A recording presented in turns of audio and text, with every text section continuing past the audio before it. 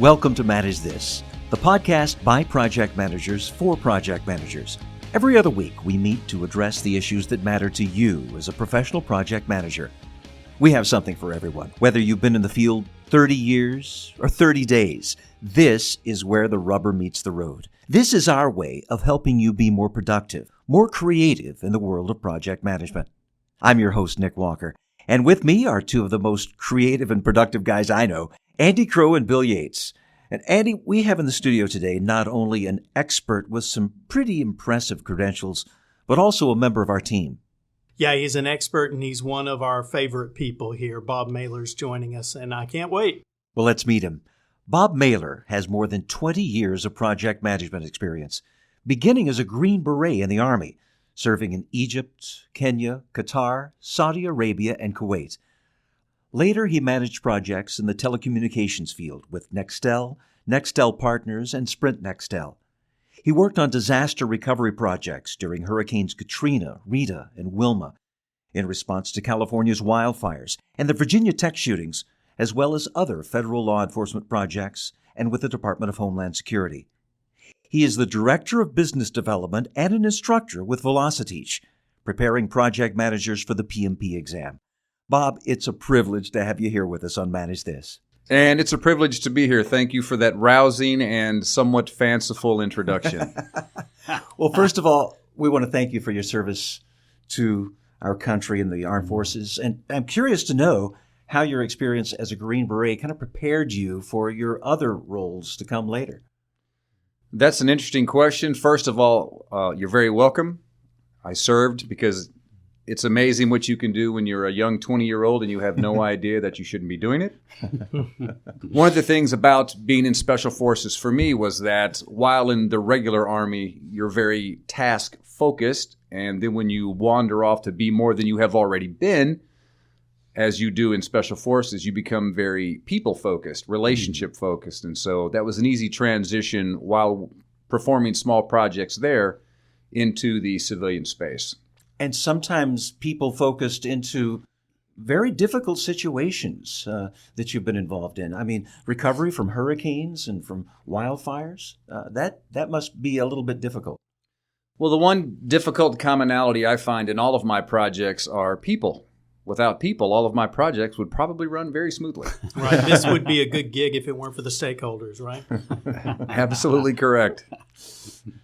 Well, let's talk a little bit about this because already I'm impressed with you because Bill has informed me that not only were you a contributor to the PMBOK guide, but you were, Bill, what's the wording again? A significant contributor. A significant and contributor. I'm looking, this is page 652 of the 6th edition PMBOK guide, so I'm not making this stuff up. He's a significant contributor. Did they spell my name correctly? They spelled it correctly, yes. Then I must have significantly done something. I wouldn't start singing my praises as far as being a significant contributor because when they put the word out for volunteers for risk subject matter experts, a total number of 4 actually responded, and I think they were just happy to get that many. And Bob, this is something like those situations where they tell everybody to take a step forward who volunteers and the other people take a step back, maybe. You're kind of left exposed.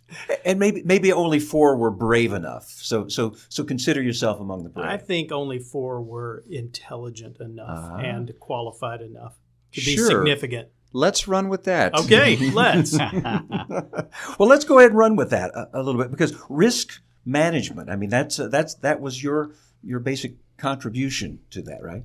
I think in the realm of project management in general, after having lived my first life in Special Forces, I've always gravitated towards risk because I have an affinity towards the good, the bad, the ugly, and there's quite a bit of it that's ugly. And the reason I have tried to specialize in risk management is because so many people treat it like the first rule of Fight Club. And for those of you unaware, you just don't talk about Fight Club. And no one wants to talk about risk management until right after someone gets an eye poked out. So volunteering for PMBOK 6 was an opportunity for me to, in some small way, try to promote proactivity as opposed to reactivity, which usually costs more and hurts a lot more. I agree. And just out of curiosity, Bill, do you know the second rule of Fight Club? No, remind me what that is. You do not talk about Fight Club. So you see how I kind of parlayed that, right? I didn't talk about it. You know what? As we've talked about risk before, Bob, and risk is an area of expertise for you. As we said, it's something you've gravitated toward. Talk to us a little bit about the evolution from the 5th edition PMBOK guide to the 6th. And I would say evolution is probably the right word. It's not revolutionary. You still have a lot of the same processes there. It's grown some, as have many areas of the PMBOK guide. What's your take on the evolution of that section, that knowledge area? That's a great question, and I have to give most of the credit to my counterparts who worked with me. One gentleman named Dave in Oregon, a gentleman with the Israeli Defense Forces, which was very interesting, and Dr. David Hilson, the risk doctor from London, did an excellent job of crafting us and herding us like cats. And very quickly we understood that while PMBOK 5 was pretty good as it relates to risk, there were quite a few flaws. One easy example is the process of control risks. You don't actually control anything. So one of the things we decided we were going to do was implement a new process called implement responses and execution, because that's really what you're doing. You're not controlling anything. Right. You've planned and you've analyzed, and now you implement. There's, again, we tried to gravitate away from being more reactive in the way risk management sounds in PMBOK 5 to being more proactive. And as we all know, being more proactive is just much better project management. You know what, Bob? There's a movement to trend away from the word control in general. For instance, you don't control communications anymore. You monitor communications. And so that whole monitoring and controlling process group, I think the word control is getting a bad rap. But you're right. You don't control risks. You monitor them, you manage them, you do what you can with them.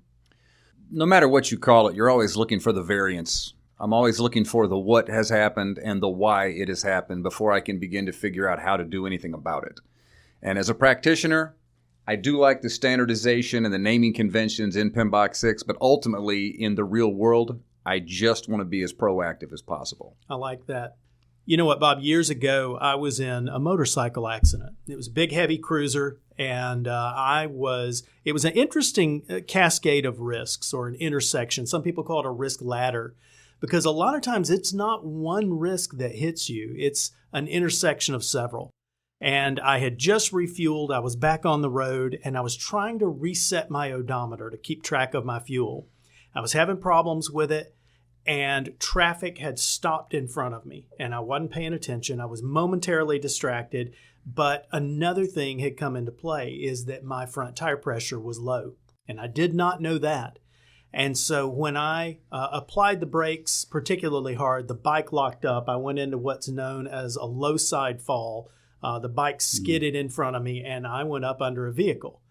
Broke several ribs, was injured from it. My pride was injured worse, and my bike was injured worse. But it's funny to me the way risk works, because a lot of times these things dovetail, and one risk will impact another, and suddenly you have a pretty substantial outcome there.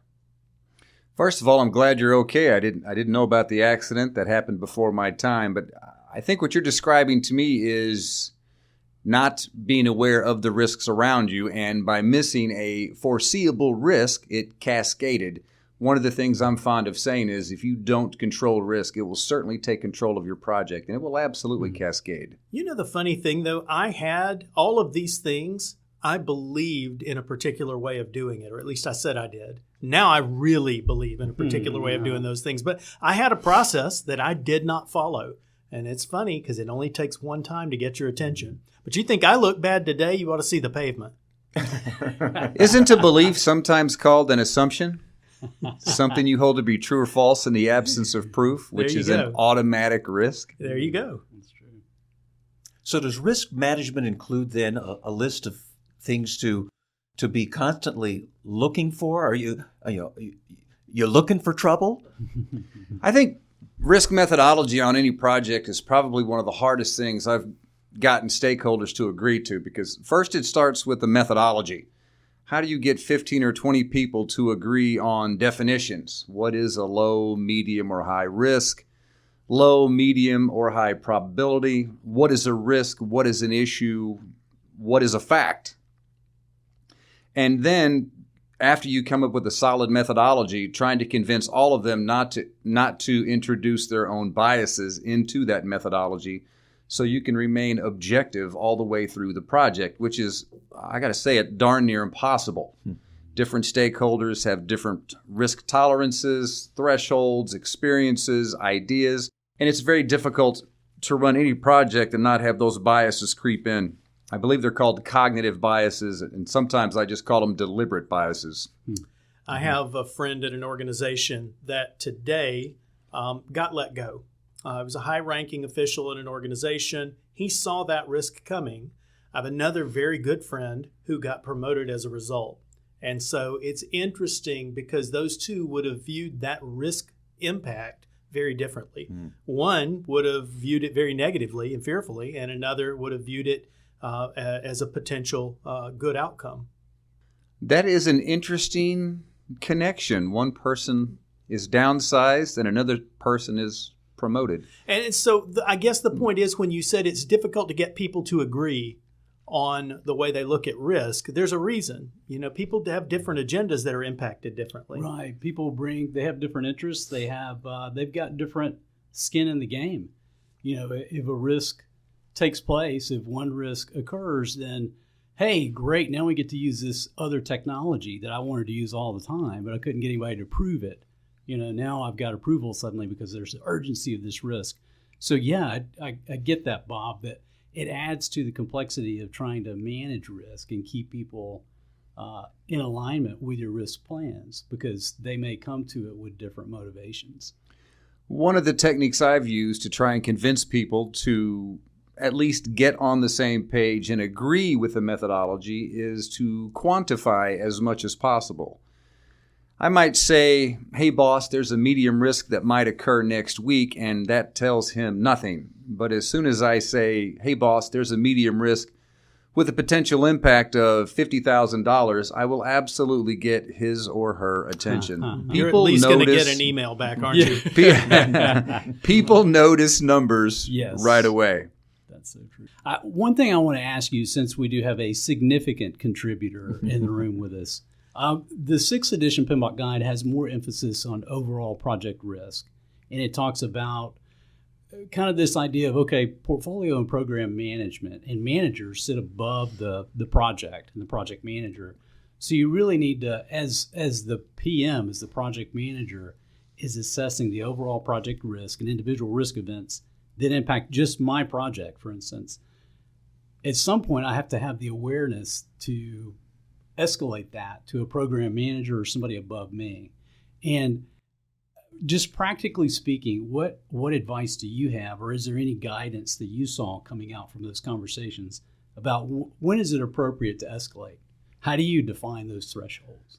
I'm glad you asked that question, and one of the conversations we had with the core committee was trying to tie the PMBOK guide, the practice standard for program management and portfolio management, together in a better fashion. Right. Because many people are good at, in my experience, many people are good at projects and try to take that same methodology and ideology into the program world, and it's very different. Yes. And many project managers, in my opinion, it's very easy for them to put blinders on and think that as long as my team, my product, service, result, my customer is okay, I'm not really concerned with the impact to others. Right. And history is showing us that if you're a program manager, you must be aware of all of the moving parts. But if you're at the bottom level, you need to expand your vision and see what your impact is to the others around you. Right. You know what, Bob? I've told this story in class before, but that was one of my biggest project failures, was doing something, looking out for what I thought was my customer, and finding out that my organization was also my customer, that my organization now had to support this application that I was developing. Customer was delighted. The end user, the customer, loved the application we wrote. My own organization, though, would not take it because I had not properly gotten their requirements in the requirements gathering phase. I was only looking outward and wasn't thinking about it in the program context. And it's so easy to get those blinders on, look in one direction, and you miss things on the periphery, which sometimes are the most important things of all. One of the key takeaways from my time in the military is always keep your head on a swivel. Because if you're walking straight ahead on patrol or even just down the street trying to go to Chipotle, you may not see the car coming from the left or the right that actually runs you down. If you weren't bigger than me, I think a new nickname could come out of that. So. I'm not even sure what that nickname might be, but it's probably not going to be a good one. So this idea of escalation, one thing, Bill, that the PMBOK Guide makes a big point of is if you are going to escalate a risk, once it's been escalated, you no longer own that risk.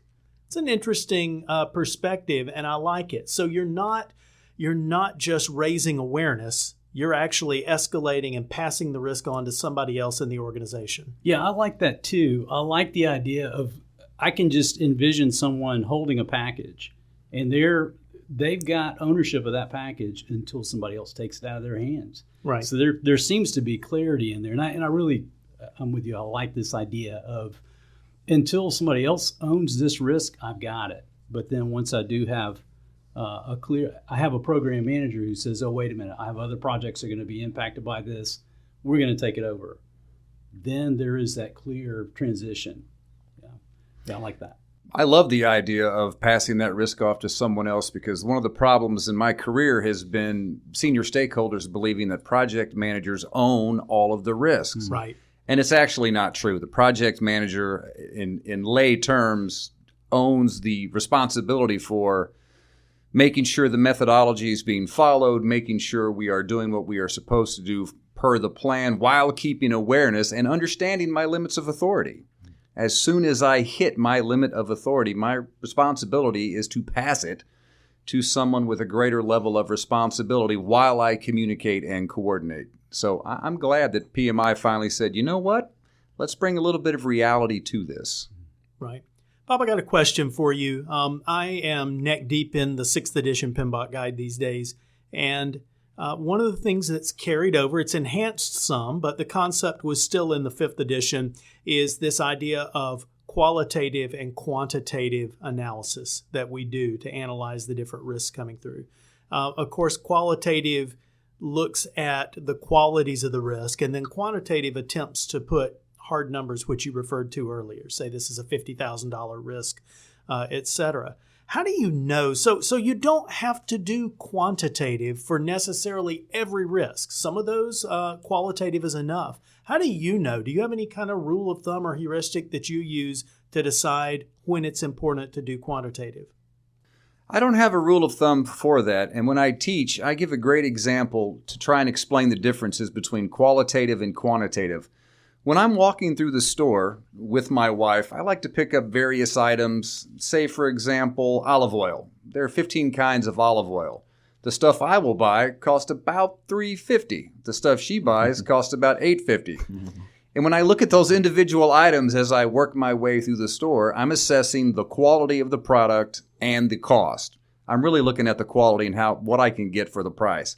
I really don't begin to understand how bad it is until I get all the way up to the counter and I begin to add all of those things up. Right. And then I go, are you kidding me? I have 15 items and this is going to cost me $125. Yeah. The rule of thumb I like to use is when the aggregate amount of all of those individual risks begins to concern you based on your industry, your project, your experience, you should probably do something about it. Because that nagging in the back of your head, that's your risk tolerance telling you it's time to do something. So the qualitative analysis is taking place, but there's still this sense of, okay, we don't quite know enough about this risk. We better dig deeper. Let's pull out some quantitative tools so we can understand the impact better. Absolutely. As soon as you begin to make assumptions about what you think you know, you're going to have a problem. There's what you know and what you don't know. I'm very black and white when it comes to risk. I can't avoid it all, but the more I know, the more I can plan for, the more I can reduce it, and the more knowable or foreseeable risks are going to run me over. Yeah. Andy, one of my favorite tools is simulation for that reason. Right. Just being able, let's just let the risk happen. Let's put it in a control box. have the risk occur, and then see what the impact is.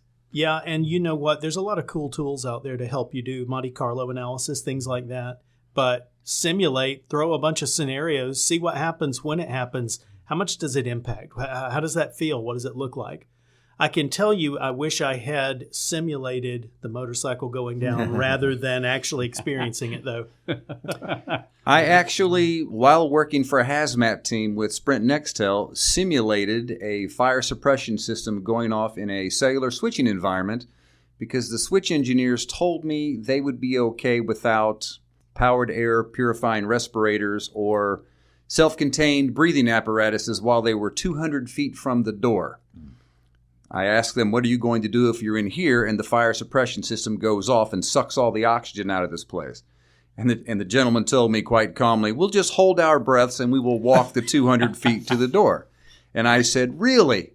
Let's simulate it. And after about 100 feet of gasping, they figured out pretty quick that through that simulation, it just wasn't going to work. I love simulation. If you come up with some sort of physical response to a risk and you cannot simulate it, it always concerns me. Because reality is always different from fiction. Mm-hmm. You don't believe me? Grab one of those 2-story telescopic ladders at your house, drop it out the window, and see how fast you and your wife and your kid and your dog can get down it in a simulated fire. So I'm going through scuba training right now. And it's interesting that you throw this out because there are quite a few things you simulate during that. And you always scuba dive with a buddy. And you simulate issues going with your air system, various things going wrong, getting entangled, getting trapped, the whole system failing, etc. And it's quite interesting to go through those simulations.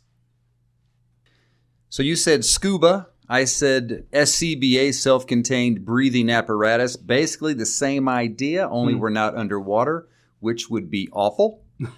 They also make you run through simulations to buddy breathe in case a person goes down or they run out of oxygen or they have to change an oxygen bottle in a hazardous environment. So again, I'm with you. If you can't simulate it, you're probably going to have an issue. I want to come back to a concept that you were talking about, Bob, which is having a point person for every risk and making sure there's an owner. Just practically speaking, where do you usually suggest that people document that? And then what kind of follow-up do you have on that to make sure somebody still got the ball? I like to document it in the risk register. That's the easiest place that everyone can understand. As I said earlier, the project manager does not own the risks. The people doing the work own them.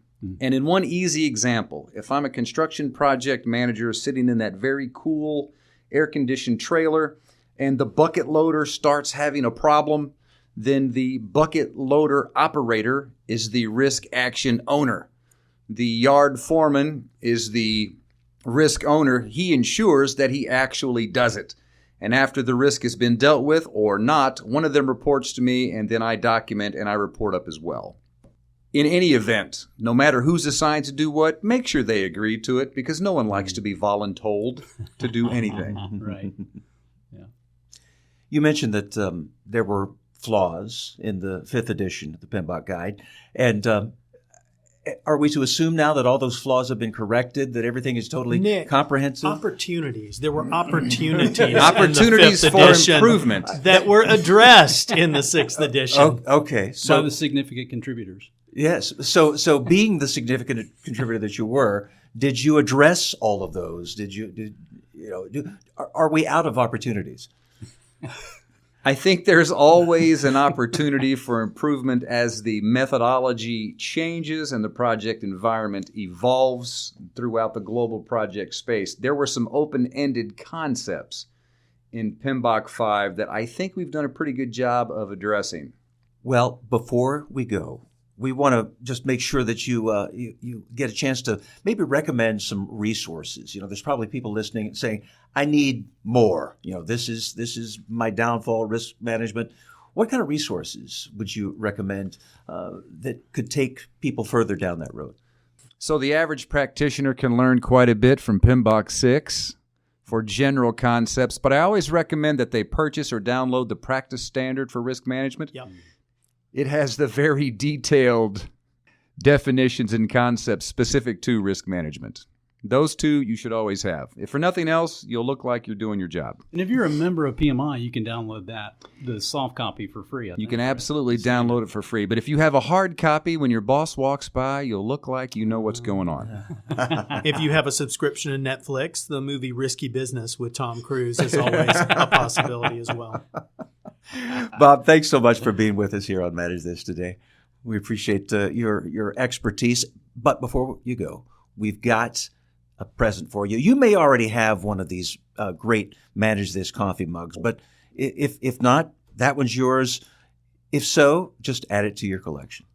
I appreciate the mug, and I hope in some small way I made the tiniest bit of sense. I think it's more than tiny. Andy and Bill, as always, thanks for your expertise as well. We always like to remind our listeners that there's a double benefit from listening to this podcast. We have free PDUs for you, professional development units toward your recertifications. To claim them, go to velociteach.com and select Manage This Podcast from the top of the page.